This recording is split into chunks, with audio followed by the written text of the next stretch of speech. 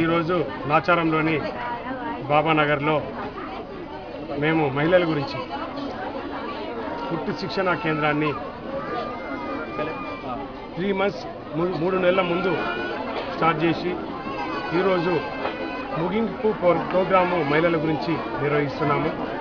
ఈ ప్రోగ్రాంలో దాదాపు 200 మంది మహిళలు వారి కాళ్ళ మీద వాళ్ళు నిలబడదట్టు, వాళ్ళు నెలకు ఒక 8-10 వేల రూపాయలు సంపాదించుకున్నట్టు మేము మా చారిటబుల్ ట్రస్ట్ నుంచి వెళ్ళి 3 నెలలు ఉచితంగా వాళ్ళకు ఉచిత శిక్షణ, కుట్టు శిక్షణ, వాళ్ళకు ఉచితంగా శిక్షణ ఇచ్చి వాళ్ళకి మెటీరియల్ అంతా కూడా మేమే చారిటబుల్ ట్రస్ట్ నుంచి వెళ్ళి సప్లై చేసి మేము 200 మంది మహిళలకి జీవనోపాధి చేశాము. అలాగే కాన్స్టిట్యున్సీలో ఇప్పటివరకు దాదాపు 3000 మంది మహిళలకి మేము ఈ శిక్షణ నుండి, కుట్టు శిక్షణ నుండి 3000 మంది మహిళలకు జీవనోపాధి చేశాము.